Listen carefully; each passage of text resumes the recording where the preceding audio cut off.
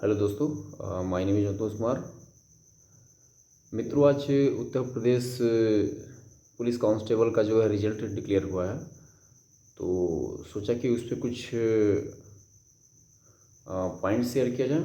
और उससे एक इम्पॉर्टेंट जो पॉइंट था पेपर लीक, जो ये दूसरी बार ये कंडक्ट हुआ है। इसके पहले जो है ये फरवरी 24 में कंडक्ट हुआ था। तो किसी कारणवश इसको जो है पेपर लीक हो गया, तो इसको कैंसिल करके पोस्टपोन कर दिया गया था इस एग्ज़ाम को।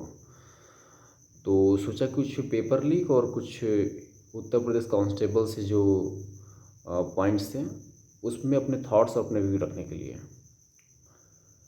दोस्तों, ये उत्तर प्रदेश कांस्टेबल का एग्ज़ाम जो है वो जो लोकसभा चुनाव था मई 24 में, उसको देखते हुए स्टेट गवर्नमेंट ने बहुत बड़ी वैकेंसी करीब 4 साल बाद जो है एक बहुत बड़ी वैकेंसी, लगभग जो मुझे डेटा पता चला है उसमें मोर देन 60,000 60,244 पोस्ट के लिए जो है उत्तर प्रदेश कांस्टेबल की वैकेंसी निकाली, जिसमें अदर स्टेट के कैंडिडेट को भी इसमें अलाउ किया गया कि अदर स्टेट वाले भी जो है इसमें फॉर्म भर सकते हैं। बिहार और एमपी और जो आसपास उत्तराखंड या फिर छत्तीसगढ़ के स्टूडेंट थे उनको भी अपियर करने का मौका दिया गया है। इसमें जो डेटा मैं देख रहा था दोस्तों, तो उसमें पता चला कि 48 लाख प्लस स्टूडेंट जो है इसमें फॉर्म फिल किए थे, जिसमें अकेले जो फीमेल कैंडिडेट के जो नंबर थी वो 15 लाख के अराउंड जो है फीमेल कैंडिडेट इसमें फॉर्म भरे थे।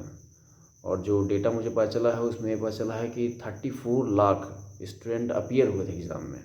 48 लाख फॉर्म भरे थे और 34 लाख स्टूडेंट जो है इसमें रिटन एग्ज़ाम में बैठे थे। तो आज जो रिज़ल्ट डिक्लेयर हुआ है इसमें 1,74,000 के आसपास स्टूडेंट को पास किया गया है फिज़िकल के लिए, दौड़ और फिज़िकल के लिए। तो उनको बधाई। और जो नहीं क्वालिफाई हो पाए हैं किसी कारणवश से, तो वो कंटिन्यूटी मेंटेन रखें और चलते रहें। कंटिन्यूटी इम्पॉर्टेंट है दोस्तों। इसमें जो अगर फिज़िकल और दौड़ की बात की जाए तो इसमें जो काफ़ी टफ है इसका दौड़। और मैं जो डेटा देख रहा था, मैं जो इन्फॉर्मेशन है यूपीपी के साइट पे उस पर देख रहा था, तो पता चल रहा है कि 4.8 किलोमीटर 25 मिनट में जो है वो मेल कैंडिडेट को जो है कंप्लीट करना है 25 मिनट में 4.8 किलोमीटर।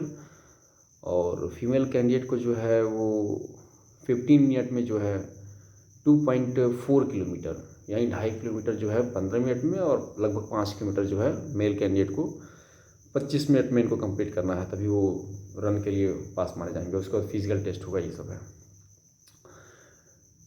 दोस्तों। ये एग्ज़ाम जो है सेकेंड टाइम में कंडक्ट किया गया था। उसके पहले ये फरवरी 18 और 19 फरवरी 24 को कंडक्ट किया गया था। और इसका जो गवर्नमेंट का मोटो ही था कि जो चुनाव था लोकसभा चुनाव, उसको एक जनता में एक पॉजिटिव मैसेज देने के लिए कि स्टेट गवर्नमेंट भी कुछ काम कर रही है इस सेक्टर में, तो इसलिए इस एग्ज़ाम को कंडक्ट कराया गया था। लेकिन बाद में जो है ये पेपर लीक की जो एक खबर पेपर लीक हुआ, तो इसमें जो है स्टेट गवर्नमेंट को इसका जो है नेगेटिव इम्पेक्ट पड़ गया। अब बाद में जो है सीटें यूपी में कमाई, तो इसके पीछे लोग ये बोले थे कि पेपर लीक ही एक एक मेन कार्ड पेपर लीक भी था। उसके बाद नीट का एग्ज़ाम का भी पेपर लीक हुआ, और कई ऐसे एग्ज़ाम हैं जिसमें कंटिन्यू पेपर लीक होते गए, और गवर्नमेंट जो है स्टेट गवर्नमेंट को भी इसमें प्रॉब्लम हुआ और सेंट्रल गवर्नमेंट को भी इसमें प्रॉब्लम हुआ। तो दोस्तों, जो आज मैं अपना व्यू रखना चाह रहा हूँ, इसके मेन जो पॉइंट्स है वो ये है कि पेपर लीक को कैसे कंट्रोल किया जाए। अभी मैं भी स्कूल में, और मैं भी लगातार जो है करीब 3 से 4 बार आर का एग्ज़ाम दिया हूँ, और करीब वही इसी नंबर के रिस्पेक्ट में पीसीएस का भी एग्ज़ाम में मैं अपियर हुआ हूँ, और लगातार का एग्ज़ाम में देखा हूँ। तो अपना खुद एक्सपीरियंस, और मेरे स्कूल में जो नीट का एग्ज़ाम या फिर जो सीटेट या फिर जो भी एग्ज़ाम होता है कंडक्ट होता है, तो उसमें भी मैंने इस चीज़ को फील किया है कि जो पेपर लीक की प्रॉब्लम है ये बहुत ही कॉम्प्लेक्स है। और जो स्टेट गवर्नमेंट है, सेंट्रल गवर्नमेंट जो भी काम कर रही है वो लगभग वो ना के बराबर है। उससे लीक को मुझे नहीं लगता है कि अगर बहुत ज़्यादा अगर एक्शन लिया जाए तो कंट्रोल हो सकता है। हालांकि स्टेट गवर्नमेंट इस बहुत ज़्यादा एक्शन ले रही है, और घर ध्वस्तीकरण या फिर पैसे को फ्रीज कर देना, इस तरह करके कुछ एक्शन लिया जा रहा है जो पेपर लीक करा रहा है उसके प्रति, तो भी ठीक है। लेकिन इस टाइप की कानूनी कार्रवाई से जो है पेपर लीक, मुझे तो नहीं लगता है कि कुछ बहुत हद तक कंट्रोल हो पाएगा। दोस्तों, मैंने जो इस चीज़ को रियलाइज़ किया है तो वो अपना पर्सनल व्यू में रखूँ तो जो मैं एग्ज़ाम दिया हूँ ARO RO का करीब 3 टाइम, और PCS का एग्ज़ाम दिया हूँ, और फिर उसके बाद कई लगातार एग्ज़ाम देते आ रहा हूँ, तो उसमें मैंने इस चीज़ को रियलाइज़ किया है कि अगर पेपर लीक की समस्या को कंट्रोल करना है तो गवर्नमेंट को कुछ कठोर कार्रवाई के साथ साथ कुछ कार्रवाई होनी चाहिए जिससे जो पेपर लीक का मूल है, जो फंडामेंटल पॉइंट है, उस पर प्रॉब्लम हो सके। अगर आप जो पेपर लीक कर रहे हैं उनको पकड़ करके उन पर रासुका लगाएंगे, या फिर जो पेपर लीक कर रहे हैं जो ठेकेदार हैं उन पर रासुका लगेगा, तो इससे कंट्रोल तो मुझे नहीं लग रहा है हो पाएगा। क्योंकि जो मेन जड़ है वो है जो पेपर लीक में जो पैसे देते हैं उनको कंट्रोल करना सबसे इम्पोर्टेंट है।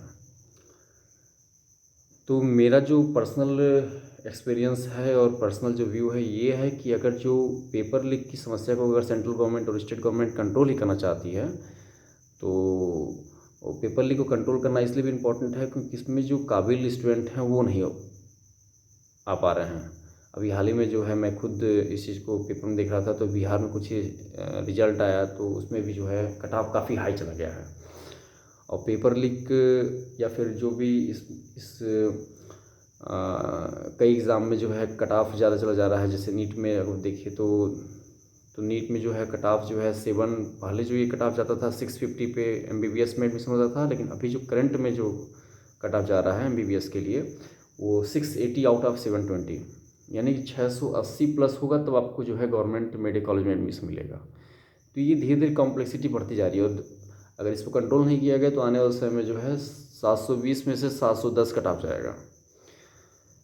तो मुझे जहाँ तक लगता है कि पेपर लीक की समस्या को कंट्रोल करने के लिए सबसे पहले तो उन मूलभूत जो जड़ है उस पर गवर्नमेंट को एक्शन लेना पड़ेगा। तो मेरे अकॉर्डिंग अगर कोई कैंडिडेट के पेरेंट्स अगर अपने बच्चे को कहीं पे एडमिशन के लिए या फिर सिलेक्शन के लिए अगर फंडिंग देते हैं, पैसे देते हैं किसी पेपर लीक कराने के लिए, तो सबसे पहले उन पे कार्रवाई होनी चाहिए जो पैसे दे रहे हैं। तो गवर्नमेंट को मेरे अकॉर्डिंग ये होना चाहिए, गवर्नमेंट को कैसे उन तक पहुँचे, क्योंकि ये बड़ा कॉम्प्लेक्स सिचुएशन बन जाएगा उन तक पहुँचने के लिए। तो मेरे अकॉर्डिंग ये है कि अगर जो भी ऐसे दलाल हैं जो पैसे लेते हैं और अपने किसी कैंडिडेट को जो है दूसरे कैंडिडेट के नाम पर एग्ज़ाम में अपीयर कराते हैं, तो उन स्टूडेंट की तो नीड है, उनकी तो मजबूरी है, क्योंकि उनकी फाइनेंशियल स्थिति ख़राब है। वो तो पैसे लेकर के एग्ज़ाम में बैठेंगे, रिस्क लेते ही हैं, रिस्क लेंगे, चाहे उन पर रासुका लगे, चाहे उनको जेल हो, चाहे किसी टाइप की कार्रवाई हो, तो रिस्क लेंगे। तो उन पर उतनी कार्रवाई हो, लेकिन उनके साथ साथ उन पर भी बहुत कठोरतम कार्रवाई हो जो पैसे दिए हैं। तो मेरे अकॉर्डिंग ये है कि अगर गवर्नमेंट को उन तक पहुंचनी है तो सबसे पहले